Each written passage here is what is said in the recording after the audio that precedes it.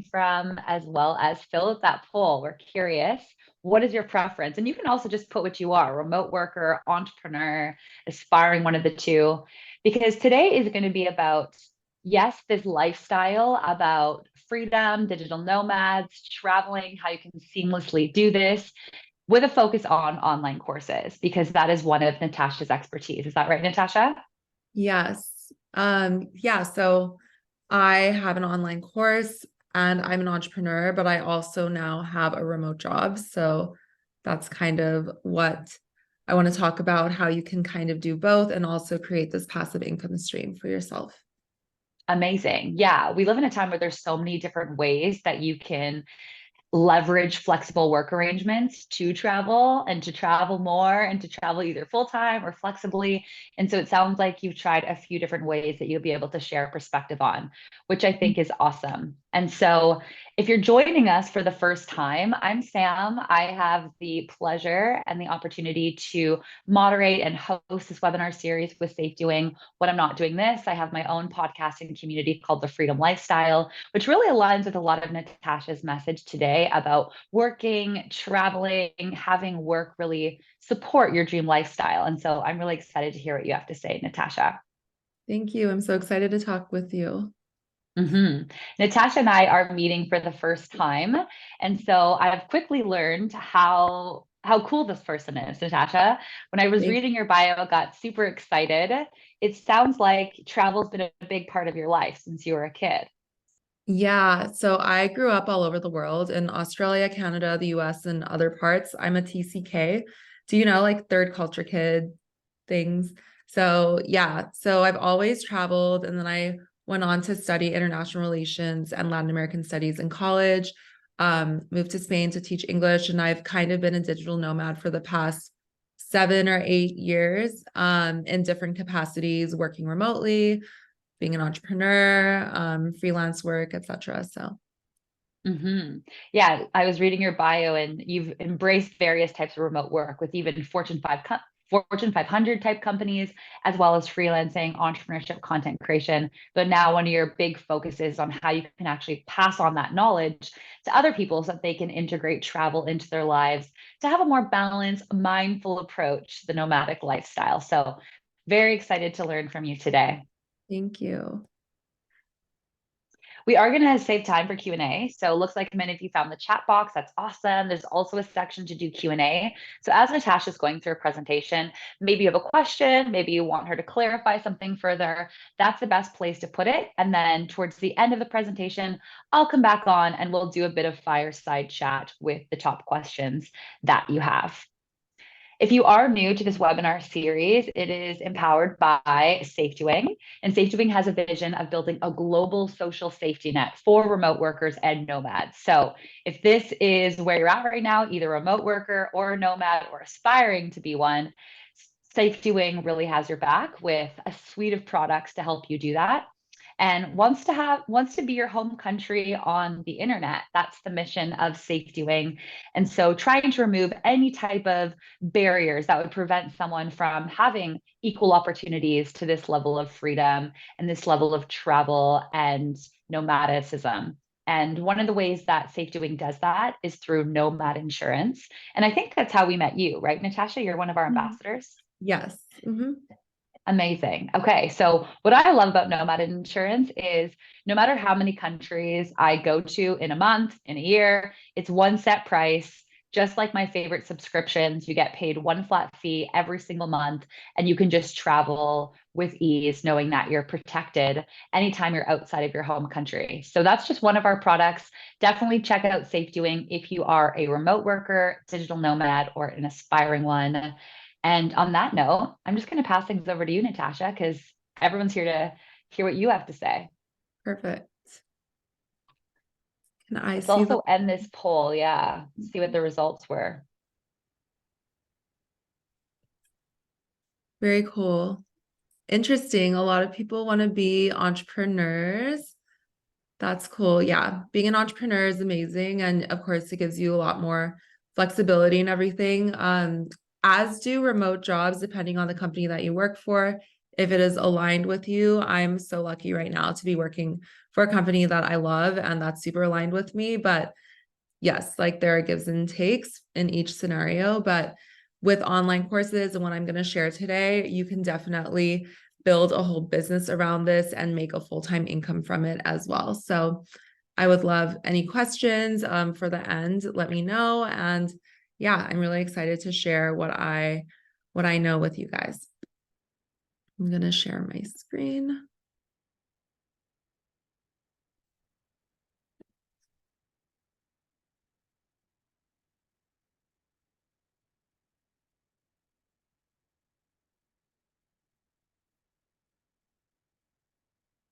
So today we'll talk about how to build an online course, what goes into it, the production, but also understanding your audience and yourself to know what kind of skills you already have, because we all are skilled in so many ways, and you don't have to go out and build a new skill to build an online course. You can harness whatever you already know and create something that's really valuable. So a little background on me. Like I said, I grew up all over the world. I'm a third culture kid. I've always kind of been nomadic. And from traveling in these different ways over the years, I've really learned a lot about different cultures, about myself through introspection, and also about how to balance my lifestyle and travel and kind of create the life that I live now that I love.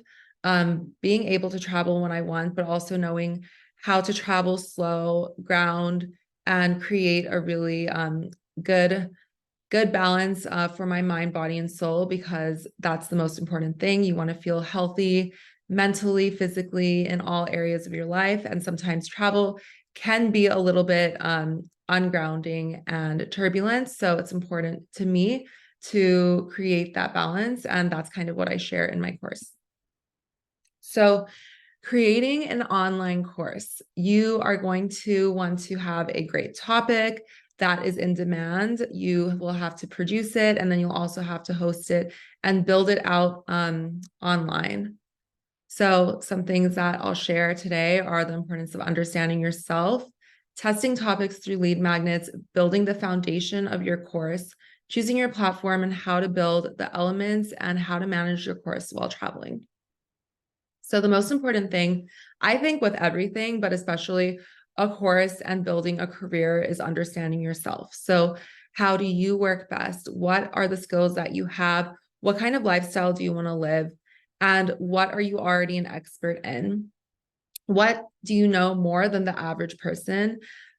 You might think that I don't have skills to build a course, or I don't know anything, or I don't have enough knowledge to build a course, but I assure you that you do. You will always know more about a certain topic than somebody. So you don't have to be the world-renowned expert in a topic, but as long as you know more about a topic than a group of people, you can create a course on that, and those people can learn from you and grow from your course.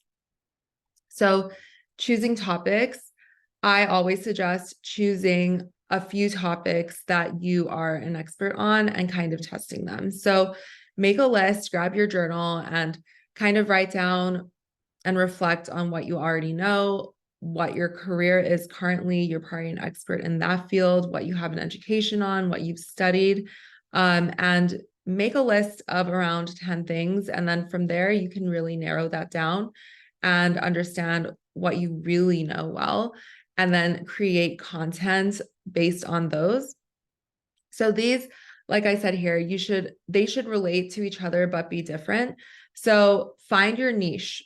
You may have a niche if you have a social media following, or if you don't, you may have a niche because you are skilled in a certain area, and choose different topics in this niche. Like I said here, you can choose 2 to 3 topics and create lead magnets. You can also choose a few topics and start just creating content on it. I did this by creating TikTok series, or just TikToks without series, of sharing my knowledge and seeing what gained more traction, what people engaged with more, what people had a lot more questions about.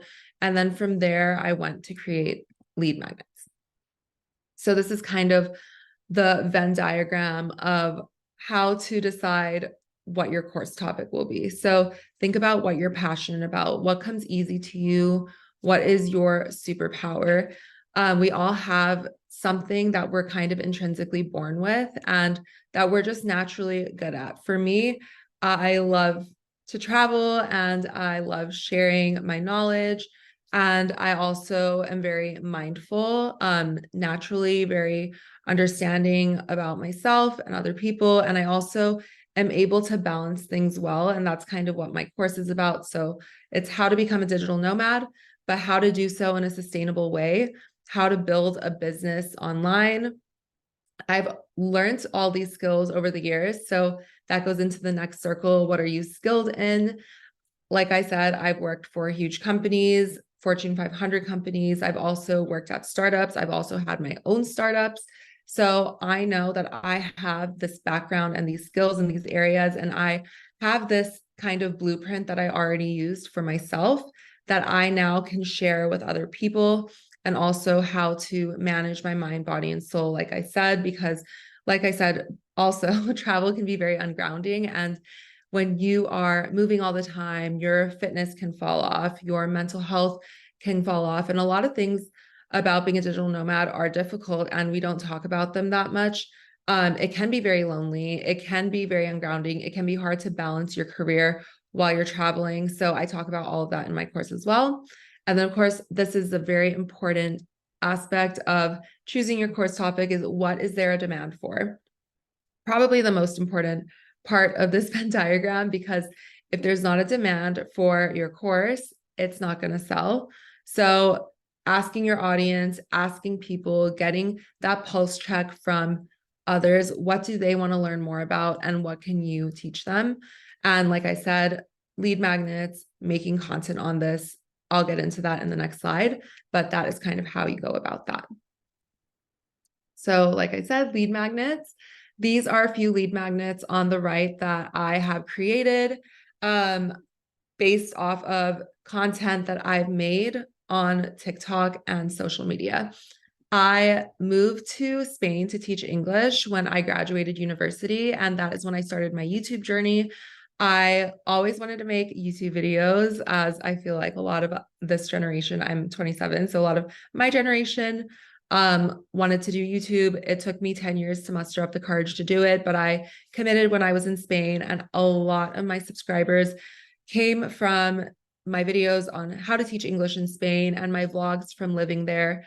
And then on TikTok, a lot of my followers also were interested in how to teach English in Spain. So I decided to go ahead and make a lead magnet and a guide on how to do that.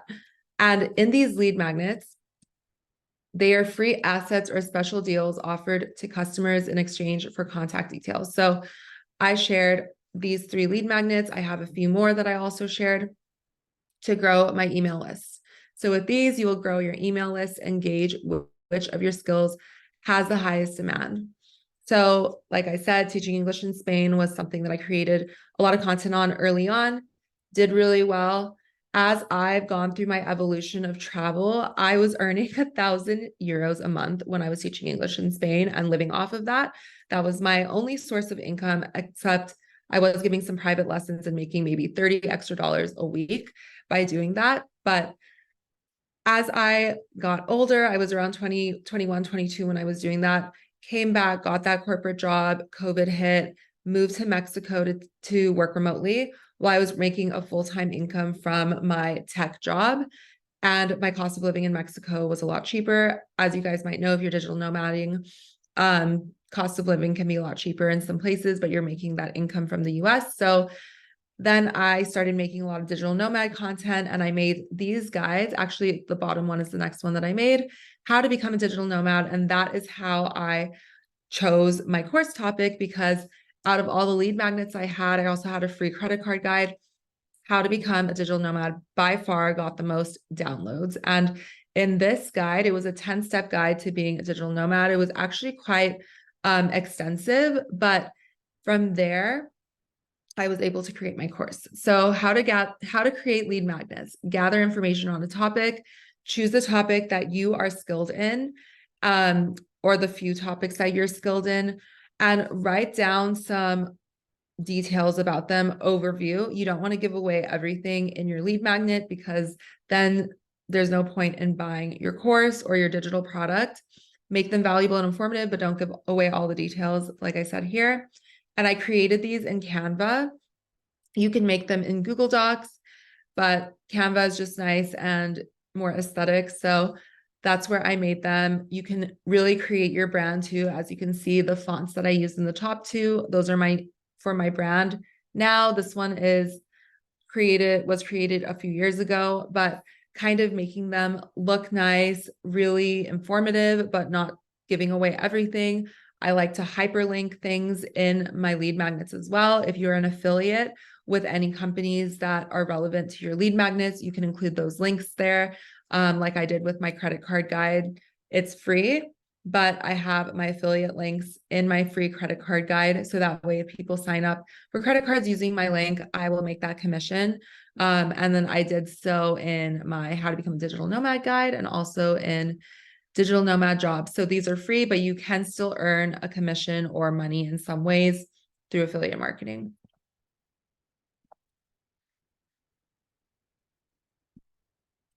So next, you're going to need to set up an email marketing software with your lead magnet so that way you can collect those emails. So the currency that you're kind of collecting is emails, names, and I would suggest trying to collect phone numbers as well. So that way you can send text message blasts when you have your course set up or a newsletter, whatever you are sharing. Set up your lead magnets in an email marketing platform, SandStorm, MailChimp, ConvertKit. I've used all three of these. Currently, I use ConvertKit. I used MailChimp in the past. It is good for beginning, but apparently it's not great to scale with. And SandStorm is link in bio. It's honestly a really great platform to share your digital products and lead magnets. You can create funnels there, but ConvertKit is great for really sending out those mass emails and creating those more detailed email marketing campaigns that you will probably do later on. So through this data, you'll see which lead magnet performs the best. Whatever lead magnet gets the most downloads, that is your lighthouse. Go in that direction, build it out. Growing your email list will be important for marketing your course later. So with these emails, with this currency, you'll be able to do your email marketing campaign for your course, create a newsletter, share more about what you are working on. I'm doing this with my email list. I'm currently building it out, growing it still with my lead magnets. And yeah, you can always retarget your list as well. So ask your audience. Like I said, you're going to want to see what is in demand. Ask your audience. You can do this by posting stories as well. Create content to push your lead magnets. So you have your lead magnets, amazing. They're in the link in your bio. People can click them, but you're going to need to get people to click those links by creating that content on TikTok, Instagram stories, Instagram posts, YouTube. There's so many different ways, but doing polls on your stories is also a really great way to understand what people are interested in. You can make a story or film yourself asking, hey, like which of these three topics are you most interested in? Or would you like a course from? People will respond. That will also help gauge what will sell. So gathering this data will help you determine which course you should make. So now let's get into, or actually, this is where we will do the next poll.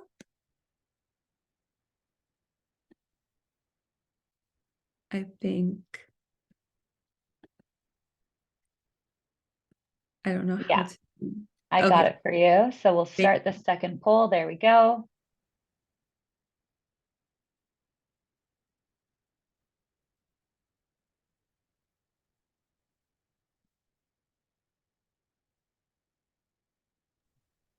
I'm so excited to see everyone's questions at the end. Yeah. What is the biggest challenge as a digital nomad for you? Is it staying in shape, consistent income, or avoiding travel burnout? 2, 1. Okay. It's pretty clear, Natasha. Here are your results. Consistent income. Absolutely. It is hard to create consistent income when you're traveling constantly, which is especially as an entrepreneur, which is what I was trying to say. Because, of course, you can have that remote job that is stable and consistent, and then being an entrepreneur. In my course, I teach you how to create that consistent income before you transition into becoming a digital nomad, because I really do think it's really important to have a clear trajectory in your income earning. And of course, there's multiple streams of income that you can do, but budgeting, and I have a budget sheet template in my course that I live by, because as you guys probably know, if you're nomading, you can live off of so little, like I did when I was in Spain, living off 1,000 euros a month. I don't know if I could do that anymore, but it's very possible. The cost of living is so much cheaper in a lot of countries, and that's also a huge benefit of nomading. So consistent income can be difficult, but if you build out the proper systems with your job or even with your business, proper systems, proper trajectory, it is very possible, and it can be honestly not as difficult as you may think. So building your course. You know what lead magnet performed the best. You have that data. And in this lead magnet, you have kind of a guide, an overview guide of your course, because this is basically going to act like the skeleton. For example, how to become a digital nomad, my 10-step guide to being a digital nomad. That lead magnet was the skeleton of my course. And from there, I built it out. I really expanded. I did more research, but I also talked to a lot of people and asked them what they want to see in the course, what would be helpful to them. Of course, still having that ongoing dialogue with your audience to really gauge what they need from you, and then providing that for them. So turn the overview of these topics from the lead magnet into the modules. Build on these with all your knowledge, create your script. So once you have your modules built out, and in each one of these modules, you're going to want to really pack them with hyperlinks and more resources. Like I said, I have a budget sheet template that I created on Excel. I have journal prompts that go along with every single module that I have. I have a lot of introspective questions. And then I also have a lot of brand partnerships that I have packed into my course. I am a content creator, so I create a lot of content for brands that are digital nomad brands like SafetyWing. I'm a brand partner, and I'm an ambassador with SafetyWing. You can sign up to be an ambassador as well. And I actually talk about SafetyWing in my course, and I share my link in there. So that's also another way you can layer in those earnings, because people will buy your course and then they can sign up using your link. It helps them. They will probably get a discount, and then you also make that commission. I was able to get a lot of brands that I've worked with in the past to partner with me on the course and give my clients or my students, my customers, the course takers, give them a discount so that's also like an incentive to buy the course, because you buy the course and then you get more of a discount by using the links within the course and the codes. So like I said, offer stack, brand partnerships. It's a great opportunity to partner with brands. These are some of the brands that I partnered with. Landing is a flexible housing rental, like apartment rental company, and they operate in the US. I've stayed at Landing properties in LA and in Austin, and they're amazing because they are fully furnished, they're decorated, and they are made for digital nomads. So you have a space to work. You know what you're going to get every time you stay at a Landing property, and they were generous to give my clients and students $250 off by using the link in the course. We Clone You is a virtual assistant company. So they help you scale your business by using virtual assistants. I have a full-time virtual assistant. She is incredible. It costs me $600 a month. and she works for me full time. She helps me with my business. I delegate so much work to her. Actually, a huge reason why I'm able to have my full-time remote job right now is because I built my business and I was able to delegate so much work to her that I had enough time to also have a job and build my skills in this way. And they were also very generous to give my clients $1,000 off of their initial fee. And then SafetyWing, of course, I'm a brand ambassador and I have my link in there so I can make that commission back as well. So you can pitch brands that naturally come up in your course. As you're building out these modules, you're naturally going to have brands or platforms or apps that you use and that you're going to include. So why not just send them an email pitch and ask them, hey, creating this course, can I partner with you guys on it? They could even possibly help you promote the course because they're going to be getting incentive to do that by having people sign on to their platform. Cross promotion during the launch, marketing revenue share, and more. So there's so many different ways that you can partner with these brands. And of course, you are promoting them. So it is a win-win situation. This increases the value of your course also, and also offers more to your students. Like I said, it's an offer stack. You can use this when you're marketing to say, hey, yes, you're spending this much money on the course, but look, you're going to get all of these discounts that amount to even more than what you would have paid if you were to just go directly to those brands. Building your course, filming and production. This does not have to be too complicated. I've seen courses filmed literally on Loom videos. Loom is a great way to film. If you're not familiar with Loom, it's like a software that you have your little camera or your webcam records you and you can screen record while you're doing that. But I filmed mine in my apartment. I set up my camera. I set up my studio light. I got my makeup done just because I wanted to look a little bit more presentable and make it a bit more professional. But you can, of course, film it in different ways. Just make sure the audio is really good. And I think what's more important is the editing after and making sure that your script is really clean. You know exactly what you need to include because there's nothing worse than filming the whole course, doing this whole production, and then you're editing it or you realize that you forgot to say some important things. So building out your script from your modules and really line by line saying every single thing that you need to say so you don't miss anything. But yes, high quality. I mean, make sure it's high quality and everything, but it doesn't have to be, you don't have to go rent out a studio space is what I was trying to say.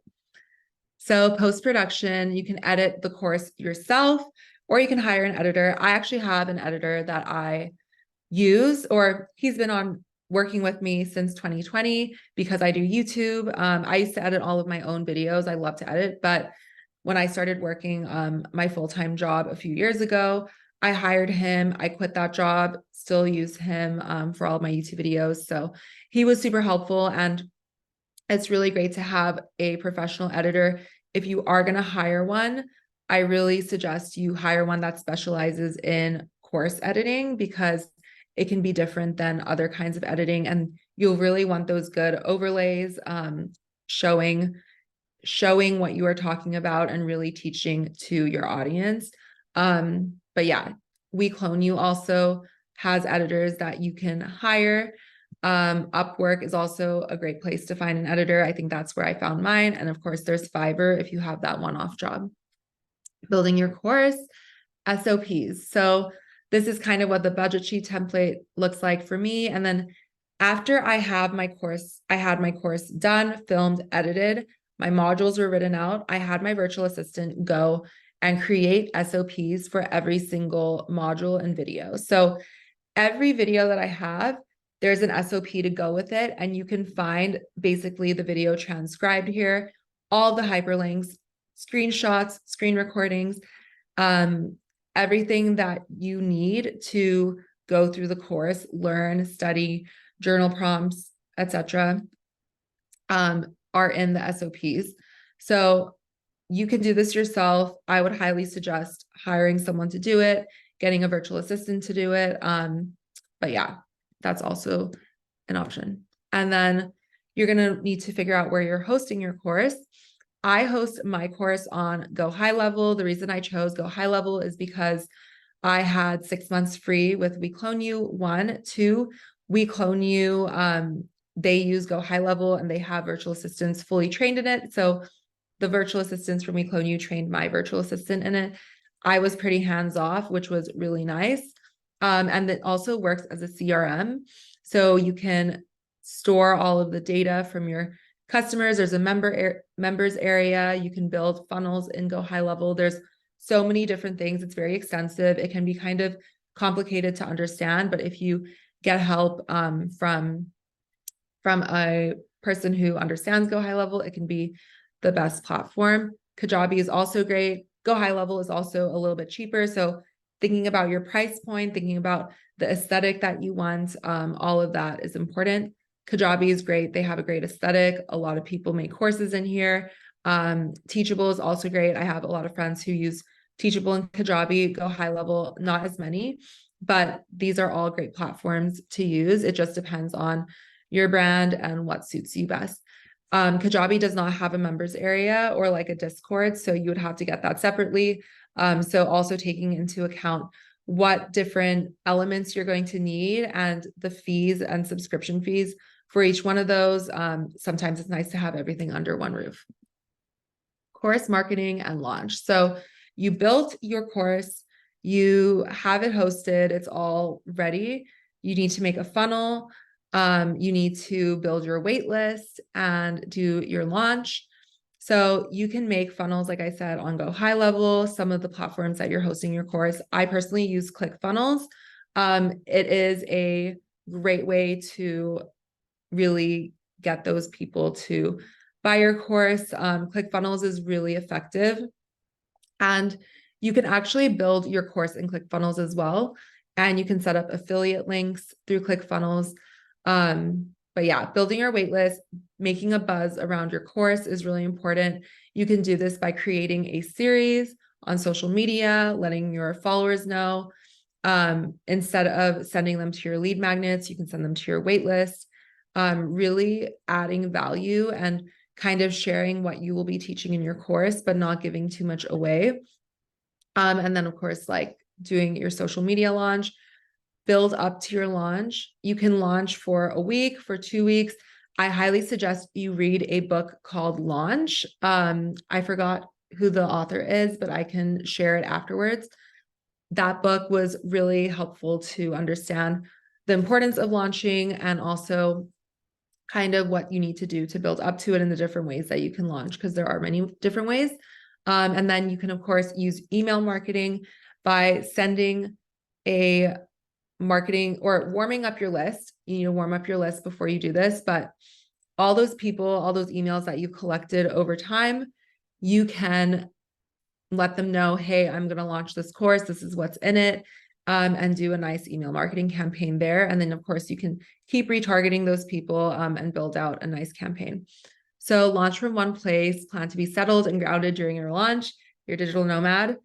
Don't be in the middle of a chaotic trip while you're launching. Try to have a few days at least where you are settled, you're in a nice Airbnb, you are in your apartment, whatever, you're not chaotic, because when you're launching, there's things might go wrong. You're going to need to be ready to handle those and handle your clients, because of course the people buying your course on the other end, they are people and they're going to want to access it. So if some links don't work, etc., you need to be able to fix that right away. And of course, before you launch your course, make sure everything is spotless. Look over it multiple times, have someone else look over it. I had my virtual assistant look over my course many times, and then I also had a few other people review it before I sent it out. So how to manage the course while traveling. Like I said, I have a virtual assistant, so I have a lot. She helps me manage my course and also my other things while traveling. But honestly, managing the course is not that difficult. And the beautiful thing about a course is that once it's made and it's done. You're not having to attend to it every day. People are going through it on their own. You just have to make sure that the links are working and that there's no issues, but people will probably email you if there is. But building a community is also a really great way to sell your course and then also offer value and and, you know, build out what you are trying to do. Because for me, my course, How to Become Digital Nomad, I rebranded it to Girl Boss Abroad, which is this community that I'm building. You can follow the page on Instagram, but this is for female digital nomads who want to build their careers while they are traveling, but also want to focus on their health, wellness, mindset, and really be the best version of themselves while creating a lifestyle that they love, and not giving up on any one part to reach your overall goal. So like I said, automation and delegation, like We Clone You really has helped me with my course overall, creating the course. And then of course, my virtual assistant did a lot of parts. If you are interested in We Clone You, let me know, or if you go to them, tell them my name and they will take care of you. But yeah, I am an ambassador for SafetyWing as well. And they have helped me with, and we're working together on marketing my course too. So it's just about building those connections and really providing value. And you can provide value by just raking your brain, being introspective, understanding yourself and how you work best, and then having that dialogue with your audience and then giving them what they are searching for. But if you have any questions, I can't wait to answer them at the end. Thank you so much for joining me. You can follow me at all of these ats, but yeah, I think I'm done. Amazing. Thank you Thank so you. much. Do you need a sip of water before we get into the Q&A? I know that was a lot. I will, but I'll be back in a second.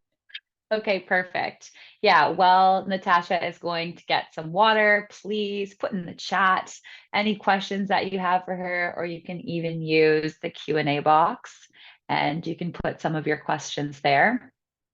I know I'm really curious about something that comes up a lot with online courses is pricing.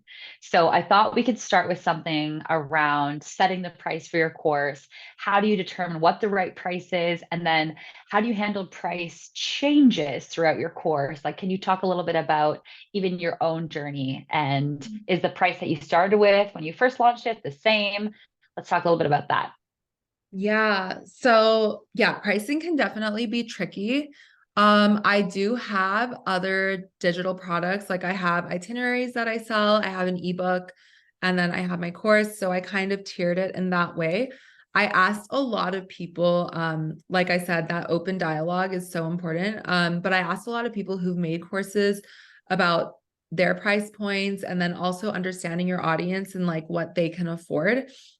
And also thinking about the value you're providing. So when you launch or to your waitlist, it's really great to give them a special offer like 50% off, or to initially have your course at 50% off. And then as you sell more, you can scale up the price. But yeah, it really varies. Some courses sell for 100 to 200. Some courses sell for thousands. So it really does depend on what you are selling and how your customer is going to also earn from your course, and like how they're going to benefit too, I think matters.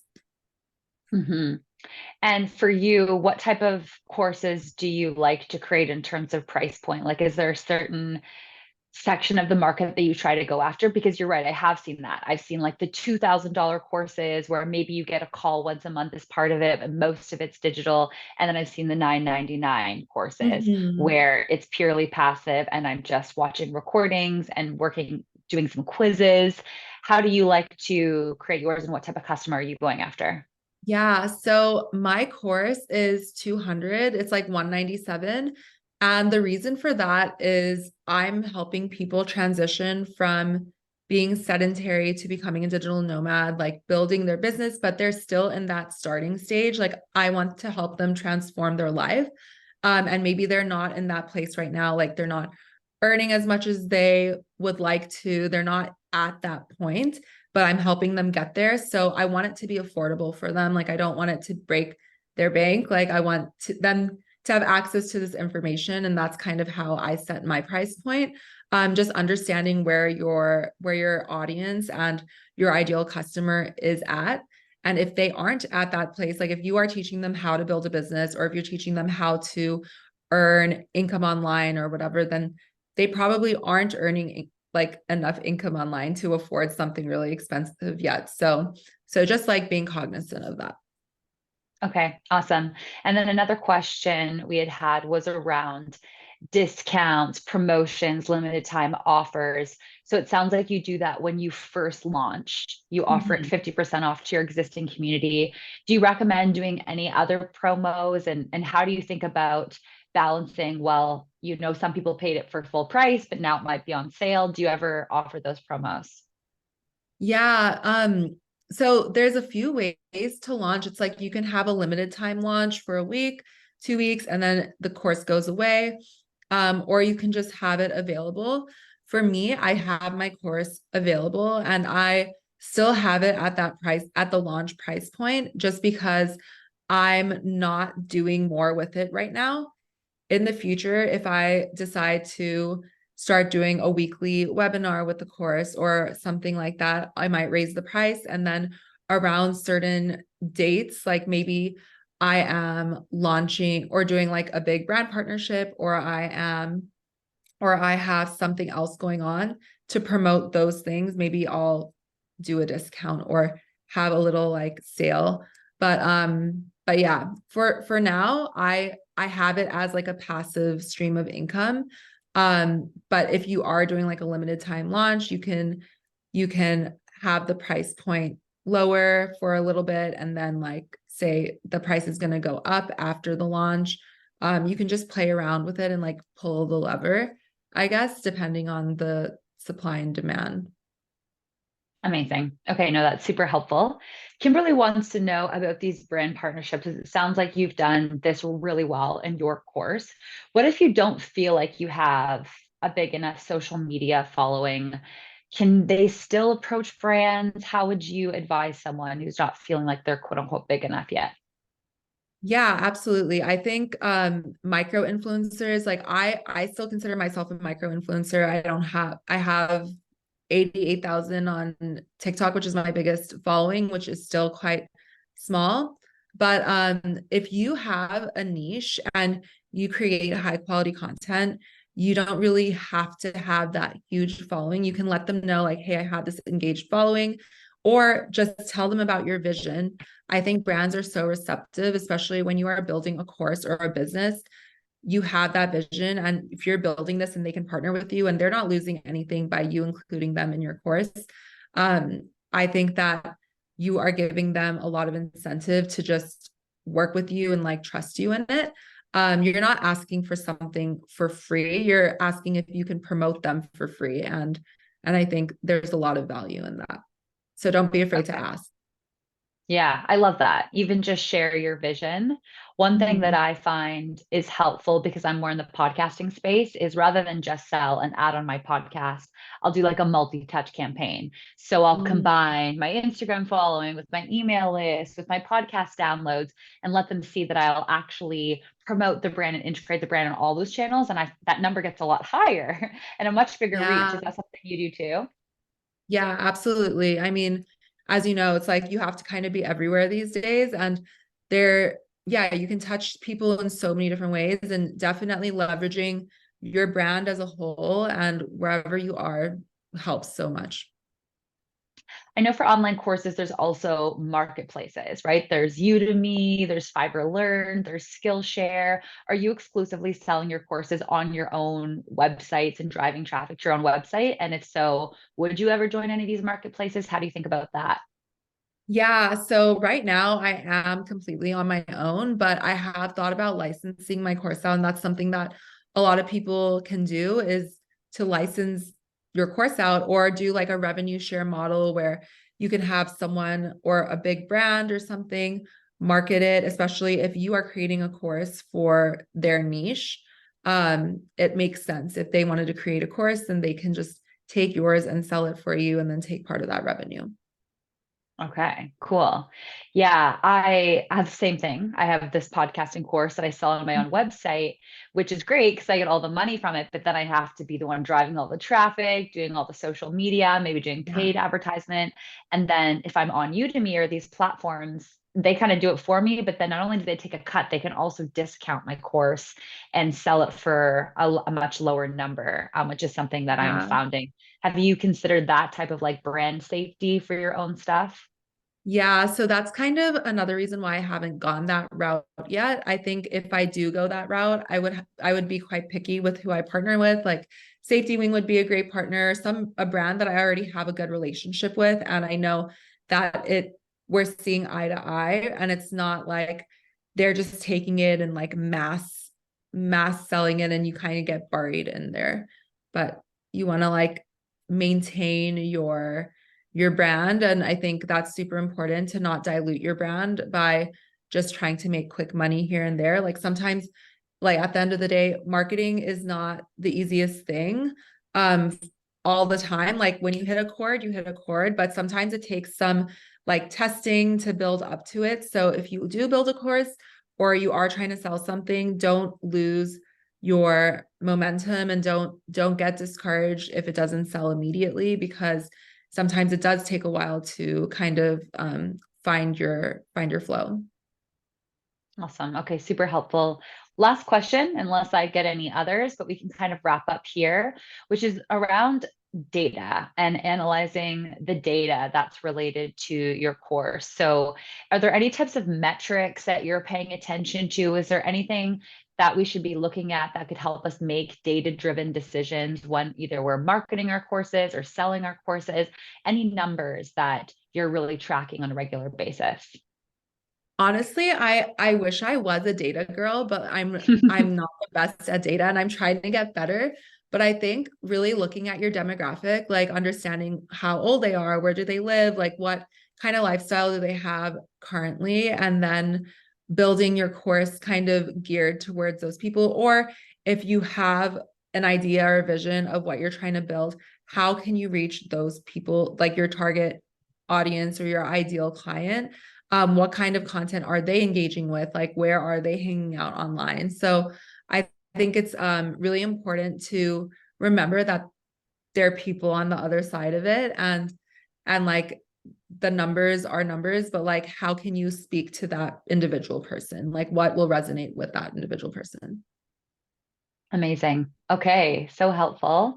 Thank you so much, Natasha. This has Thank been you. really great. And I am grateful for everyone that's been here today. I know you got a lot of value in it. So I think Maddie has shared our Safe Doing Ambassador program. If you want to join ambassadors like Natasha and be part of our community, we would absolutely love to have you. We accept everybody. So check that out. And then this recording will be up on our YouTube channel. And I think they'll get access to these slides too. Is that right, Natasha?